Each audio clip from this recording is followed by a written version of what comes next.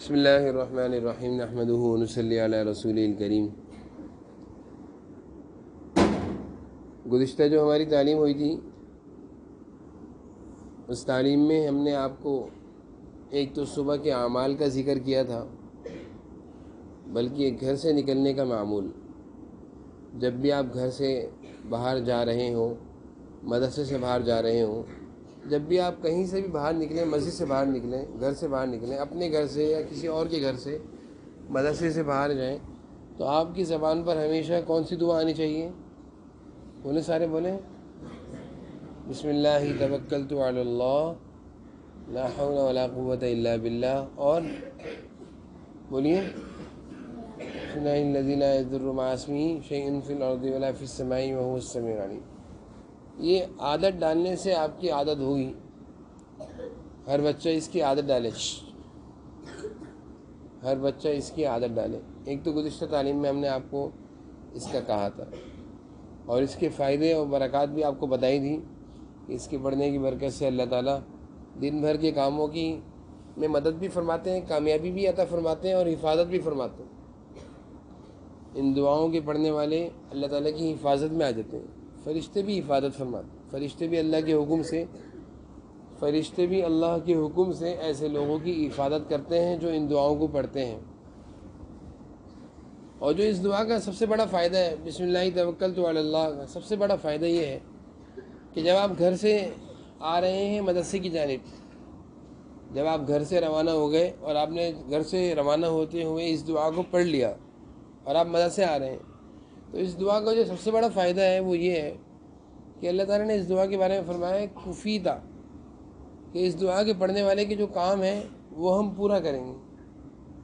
آپ لوگوں کا سب کا ایک ہی کام ہے، مدرسے آ کر قرآن کریم کا حفظ کرنا، یہی کام ہے نا سب کا، اور حافظ بننا سب بچے چاہتے ہیں۔ اس دعا کی برکت سے اللہ تعالیٰ آپ لوگوں کے لیے حافظ بننا یقیناً آسان کر دیں گے۔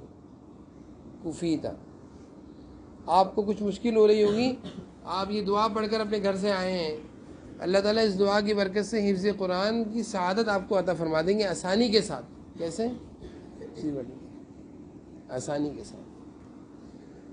تو یہ جو مسنون دعائیں ہیں، جیسے ہم صبح کی سورہ یاسین شریف کا آپ کو بہت تاکید سے کہتے ہیں بھائی پڑھ لیا کرو، پڑھ لیا کرو۔ بہت سارے معمولات تو الحمدللہ مدرسے میں آپ کو صبح کرائے جاتے ہیں، تو صبح کی یاسین کی بھی یہی برکت ہے، یہ کاموں کی آسانی ہو جاتی ہے۔ صبح صبح کے یہ جو معمولات کرائے جاتے ہیں، ان کا سب سے بڑا جو مقصد ہوتا ہے اور سب سے بڑا جو فائدہ ہوتا ہے کہ دن پورا اللہ تعالیٰ کی مدد کے ساتھ، اللہ تعالیٰ کی حفاظتوں میں گزرتا ہے۔ کیسے گزرتا ہے دن؟ جی بیٹا، اللہ تعالیٰ کی حفاظت، اللہ تعالیٰ کی مدد اور نصرت کے ساتھ دن گزرتا ہے، اور جس کے ساتھ اللہ تعالیٰ کی مدد ہو وہ کبھی ناکام ہوگا؟ جس کے ساتھ اللہ تعالیٰ کی مدد ہو کبھی پریشان ہوگا؟ وہ بچہ یہ کہے گا مجھے آج سبق یاد نہیں ہو رہا؟ بولیں، اللہ تعالیٰ جب کسی کے ساتھ ہو جاتے ہیں تو پھر وہ کامیابی عطا فرماتے ہیں، ناکامیوں سے بچاتے ہیں، پریشانیوں سے بچاتے ہیں۔ تو یہ صبح کے معمولات ہیں، ان کا ایک بڑا مقصد یہ ہے کہ اللہ تعالیٰ آپ کے ساتھ ہو جاتے ہیں، اللہ کی مدد آپ کے ساتھ، اللہ تعالیٰ کی حفاظت آپ کے ساتھ۔ تو آتے ہوئے صبح کے معمولات کرتے ہوئے آیا کرو، اور یہ سوچا کرو کہ جو فجر کی نماز نہیں پڑھ رہے ہیں وہ یہ سوچیں کہ میرے ساتھ تو اللہ تعالیٰ کی مدد نہیں ہے، میں کیسے کامیاب ہوں گا، مجھے تو آج سبق یاد ہی نہیں ہوگا۔ سوچیں اس بات کو سوچا کریں کہ میں نے تو آج فجر کی نماز ہی نہیں پڑھی، میں نے تو رات کو گھر جب گئے تو عشاء کی نماز نہیں پڑھی، میں تو رات کو موبائل میں پتہ نہیں کیا کیا گندی گندی ویڈیوز دیکھتا رہا اور کارٹونز دیکھتا رہا اور پتہ نہیں کیا کیا دیکھتا رہا، وہ ساری چیزوں نے میرے ذہن کو کمزور کر دیا، میں کیسے پڑھائی میں چلوں؟ آپ کو پڑھائی میں جب دشواری ہو رہی ہو، پریشانی ہو رہی ہو، سبق یاد نہیں ہو رہا، منزل یاد نہیں ہو رہی، تو آپ کے ذہن میں یہ باتیں آنی چاہیے کہ میں نے اللہ تعالیٰ کو ناراض کیا ہے، اس لیے میں کیا ہو رہا ہوں، پریشان ہو رہا ہوں۔ میری بات سمجھ میں آ رہی ہے؟ آپ کو میری بات سمجھ میں آ رہی ہے؟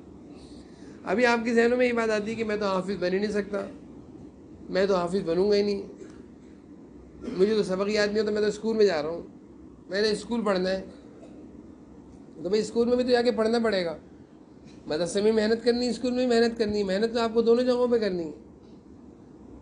اور میں نے یہ بات آپ کو پہلے بھی بتا چکا ہوں کہ محنت سے ہی ساری کامیابیاں ملتی ہیں۔ عالیان، محنت سے ہی ساری کامیابیاں ملتی ہیں اللہ تعالیٰ کی طرف سے. بغیر محنت کے کچھ بھی نہیں ملتا. کوئی آدمی یہ چاہے میں سوتا رہا ہوں اور وہ میٹرک کر لے گا؟ سوتے میں وہ لیول ہو جائے گا؟ سوتے میں کوئی ڈاکٹر بنے،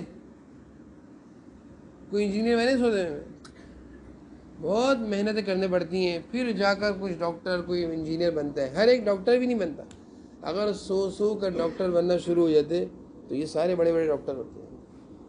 یہ تعلیم میں بیٹھ کے سوتے ہیں. سونے سے کوئی ڈاکٹر بنتا ہے؟ نہیں بنتا. سونے سے کوئی ڈاکٹر نہیں بنتا. ہسبینڈ صحیح کہہ رہا ہوں؟ محنتوں سے ڈاکٹر بنتے ہیں. محنتوں سے صبح صبح اٹھنا. کتنے ایسے لوگ ہیں جو اپنی پڑھائی کے بارے میں بتاتے ہیں. میں ایک آدمی کو جانتا ہوں جنہوں نے سی اے کیا تھا. تو وہ سی اے ایک مشکل تعلیم ہے. چارٹرڈ اکاؤنٹنٹ جو بنتے ہیں بہت مشکل پڑھائی. تو وہ ان کے بارے میں ہمیں بتایا کہ یہ پوری رات پڑھتے ہیں، پورا دن پڑھتے ہیں، مشکل سے 2 گھنٹے سوتے ہیں. اتنا پڑھنا مسلسل. جب پیپر ہو رہے تھے ان کے سی اے کے تو پوری رات وہ پڑھتے رہتے تھے. پورا دن، کئی دن تک، کئی راتوں تک. جو یہ سی اے کی تعلیم ہے یہ بہت مشکل ہے. سوتے نہیں ہیں، مسلسل پڑھ رہے ہیں. اور کوشش ہوتی ہے پیپر کلیئر ہو جائے، پیپر کلیئر، سیمسٹر میں نہ رک جاؤں، کوئی پیپر نہ رک جائے. محنت کرنے کے بعد پھر جا کے جب ان کے جو کلیئر ہو جاتے ہیں سارے سیمسٹر تو وہ بہت بڑی ان کو چارٹرڈ اکاؤنٹنٹ کی سرٹیفکیٹ ملتا ہے اور وہ بہت بڑی ان کی جاب لگتی ہے اور بہت ساری ان کو کامیابی ملتی ہیں. انہوں نے محنت کری، ان کو ساری کامیابی ملتی ہیں. بڑی بڑی کمپنیاں ان کو بلاتی ہیں کہ آپ ہماری کمپنی میں آ جائیں، آپ ہماری کمپنی میں آ جائیں. بڑے بڑے لوگ ان کو آفر کرتے ہیں. یہ ایسے تھوڑی ملی، سننے سے ملی آفر، شرارتوں سے ملی ہے. موبائل میں دیکھ کر کوئی سی اے کر سکتا ہے؟ کوئی انجینئر بنے موبائل میں دیکھ کر؟ موبائل میں دیکھ کر کیا بنتے ہیں؟ کارٹون بنتے ہیں موبائل میں. موبائل میں دیکھ کر کارٹونوں والی حرکتیں کرتے ہیں.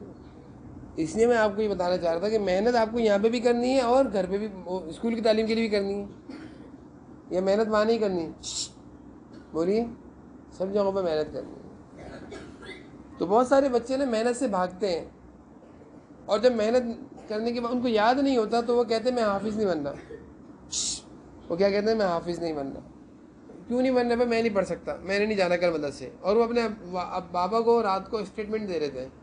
کیا اسٹیٹمنٹ دے دی انہوں نے؟ کہ میں صبح مدرسے، زور سے بولے، صبح مدرسے نہیں جاؤں گا. کیوں نہیں جاؤ گے؟ بتاؤ کیوں نہیں جاؤ گے؟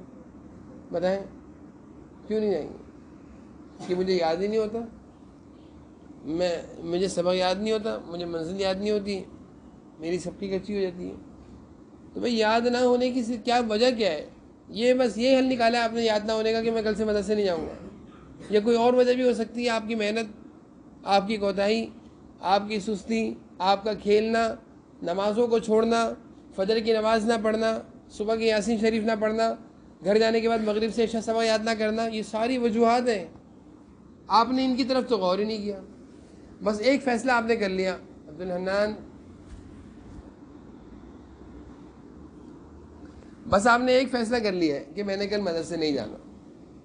تو بیٹا اگر آپ اس طرح فیصلے کرو گے کہ میں نے پڑھنا نہیں ہے تو کامیاب کیسے ہوگے؟ آپ تو کچھ بھی نہیں کر سکتے. دنیا میں کوئی آدمی بغیر پڑھے تھوڑی کامیاب ہوتا ہے.